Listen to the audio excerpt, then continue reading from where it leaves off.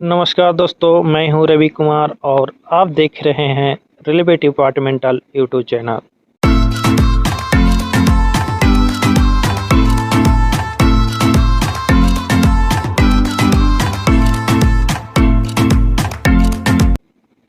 आज की वीडियो में हम लोग छुट्टी के बारे में देखेंगे कि कौन सी छुट्टी कितनी दिनों तक मिलती है और किस परिस्थिति में इसको ले सकते हैं। तो पहली है आकस्मिक छुट्टी, जिसको कैजुअल लीव या सीएल भी बोला जाता है। तो सीएल जो होता है, ये कैलेंडर वर्ष में कुल कार्यालय कर्मचारी को 8 दिन और कार्यालय इन कर्मचारी के अलावा जो भी है उन लोग को 10 दिन दिया जाता है। और दिव्यांग कर्मचारी जो 40% से अधिक दिव्यांग हैं, तो उन लोग को 4 दिन अतिरिक्त सीएल के दिया जाता है। यह छुट्टी कैलेंडर वर्ष की समाप्ति के साथ ही समाप्त हो जाती है, और अर्थात कैलेंडर में यह छुट्टी पिछले वर्ष के बकाया आकस्मिक अवकाश को सम्मिलित नहीं किया जाता है। यानी कहने का अर्थ ये हुआ कि कैलेंडर वर्ष यानी 1 जनवरी से शुरू होकर के 31 दिसंबर तक ही इसको यूज किया जा सकता है, और यदि 31 दिसंबर तक यूज नहीं करते हैं तो ये लैप्स हो जाएगा और अगले साल फिर से अगले साल के लिए दोबारा मिलेगा। यह छुट्टी आधे दिन यानी दोपहर से पूरा भी ले सकते हैं और दोपहर के बाद भी इसके लिए भी इसको स्वीकृत किया जा सकता है। आगे है शिशु देखभाल अवकाश, जिसको चाइल्ड केयर लीव या सीसीएल बोला जाता है। यह महिला कर्मचारियों को पूरा सेवा काल में प्रथम 2 बच्चों की 18 वर्ष की आयु तक पालन पोषण हेतु दिया जाता है। और दिव्यांग बच्चों के मामले में उम्र सीमा नहीं है कि दिव्यांग बच्चों को 18 वर्ष ही देखना है, तो इसको पूरे जीवन काल के लिए दिया जाता है। और बाकी 2 बच्चों के लिए 18 वर्ष ही तक ही महिला कर्मचारी को बच्चों को देखभाल के लिए दिया जाता है। सक्षम प्राधिकारी द्वारा अधिकतम 2 वर्ष यानी कुल 730 दिन तक स्वीकृत किया जा सकता है। यह अवकाश टुकड़ों में भी लिया जा सकता है।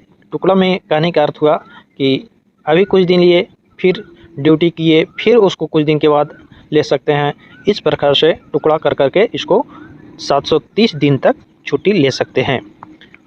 और क्या है कि एक बार में कम से कम 5 दिन की अवधि के लिए मिलेगा। यानी कहने के अर्थ ये हुआ कि यदि एक बार छुट्टी लेते हैं तो कम से कम 5 दिन तक इसको ज़रूर लेना है। इसकी कटौती अवकाश खाते से नहीं होगी, इसके लिए अलग से खाता खोला जाएगा। इस अवकाश की मांग एक अधिकार के रूप में नहीं की जा सकती है। यानी कहने का अर्थ हुआ कि ये चाइल्ड केयर लीव जो किसी भी कर्मचारी का एक अधिकार नहीं है कि हम लेंगे ही लेंगे, ये अधिकार के रूप में नहीं है। महिला कर्मचारी को ठीक छुट्टी पर जाने से पहले जो वेतन ले रही थी उसके बराबर छुट्टी वेतन दिया जाएगा। यानी जो वेतन छुट्टी के समय ले रही थी और वही वेतन छुट्टी के बाद तक भी दिया जाएगा। उचित सक्षम प्राधिकारी की पूर्व मंजूरी से सीसीएल अवधि से मुख्यालय छोड़कर बाहर जा सकते हैं या विदेश भी जा सकते हैं। इसके लिए कोई भी प्राधिकारी की मंजूरी नहीं हो या नहीं हो, उसे कोई मतलब नहीं है। आगे है अस्पताल अवकाश, जिसको हॉस्पिटल लीव भी बोला जाता है। यह ग्रुप सी एवं ग्रुप डी रेल कर्मचारियों को अस्पताल अवकाश दिया जाता है, और उन्हें दिया जाता है जो रेलवे के कर्तव्यों के दौरान किए गए जोखिमों के कारण हुई बीमारी या चोटों के उपचार के लिए होता है। यानी कार्य के दौरान यदि चोट लग जाए या कोई बीमारी हो जाता है उस समय, तो उस समय हॉस्पिटल लीव दिया जाता है। यह प्राधिकृत चिकित्सक द्वारा प्रमाण पत्र प्रस्तुत करने पर स्वीकृत की जा सकती है। और इस छुट्टी में पहले 120 दिन हेतु औसत वेतन के बराबर और छुट्टी वेतन और शेष अवधि हेतु आधे वेतन के बराबर छुट्टी वेतन दे होगा।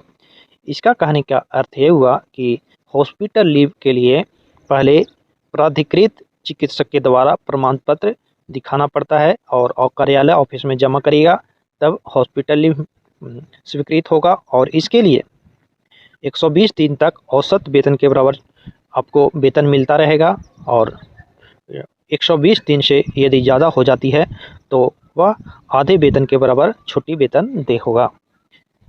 आगे है मंडल रेल प्रबंधक द्वारा सीमा रहित अधिकतम 28 माह अस्पताल छुट्टी स्वीकृत की जा सकती है। यानी मंडल रेल प्रबंधक के द्वारा 28 माह तक ही हॉस्पिटल लीव स्वीकृत की जा सकती है। इसकी कटौती छुट्टी खातों में से नहीं की जा सकती है और यह किसी अन्य प्रकार की छुट्टी के साथ जोड़ी जा सकती है, परंतु कुल छुट्टी 28 माह से अधिक नहीं होनी चाहिए। आगे है छुट्टी का नकदीकरण, यानी छुट्टी जो आपके खाते में है उसको कैसे नकदीकरण किया जा सकता है। इसको इंग्लिश में लीव इनकैशमेंट भी बोला जाता है। तो एक बार में 10 दिन तक की तथा पूरे सेवा काल में 60 दिनों की छुट्टी का नकदीकरण किया जा सकता है। यानी आप 10 छुट्टी को एक बार में उसे नकदीकरण कर सकते हैं, इनकैशमेंट कर सकते हैं और पूरे सेवा काल में 60 दिनों की छुट्टी का ही इनकैशमेंट कर सकते हैं। इसे 2 वर्ष में एक बार तथा पूरे सेवा काल में 6 बार इसे कर सकते हैं। यानी इसे 2 वर्ष में 10 छुट्टी को इनकैशमेंट कर सकते हैं और पूरे सेवा काल में 6 बार ही कर सकते हैं। आगे है छुट्टी नकदीकरण के पश्चात छुट्टी खाते में 30 की छुट्टी बकाया होना आवश्यक है। यानी जब छुट्टी को नकदीकरण कर रहे हैं तो उस समय 30 दिन की छुट्टी आपके खाते में अवश्य रहना चाहिए। आगे है छुट्टी नकदीकरण आवेदन के साथ पास या पीटीओ के प्रति एवं कम से कम 1 दिन की सीएल या एलएपी छुट्टी स्वीकृत की प्रति जोड़ना आवश्यक है। यानी आप छुट्टी का नकदीकरण कर रहे हैं तो उस समय पास या पीटीओ का प्रति उसमें लगाना होगा और 1 दिन का कम से कम सीएल या एलएपी स्वीकृत होना चाहिए, उसे जोड़ना होगा। छुट्टी नकदीकरण बेसिक पे और डीए के अनुसार होगा। आगे है विशेष आकस्मिक अवकाश, जिसे स्पेशल कैजुअल लीव बोला जाता है। यह रेल प्रशासन द्वारा आयोजित मनोरंजन तथा क्रीड़ा के कार्यक्रम के आयोजन में लगे कर्मचारियों एवं प्रतिभागियों को दिया जाता है, जो इस प्रकार से दिया जाता है। जैसे है कि स्काउट एवं गाइड गतिविधियों के लिए प्रत्येक कैलेंडर वर्ष में 30 दिन प्रशिक्षण हेतु लीडरों को अतिरिक्त 15 दिन दिया जाता है। यानी स्काउट गाइड का जो भी कैंडिडेट है उसे कैलेंडर वर्ष में 30 दिन प्रशिक्षण के लिए दिया जाता है और 45 दिन लीडरों को दिया जाता है। और सांस्कृतिक गतिविधियों के लिए प्रत्येक वर्ष कैलेंडर वर्ष में 30 दिन का छुट्टी दिया जाता है। उसी प्रकार रक्तदान के लिए 1 दिन का छुट्टी और मतदान के लिए 1 दिन का छुट्टी दिया जाता है। आज आप लोग के लिए छुट्टी का चार्ट भी लेकर के आए हैं।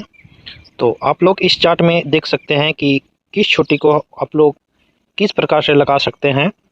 तो जो राइट लिखा हुआ है उस प्रकार से आप छुट्टी को लगा सकते हैं और जो रॉन्ग लिखा है इसको आप उस तरह से छुट्टी नहीं लगा सकते हैं।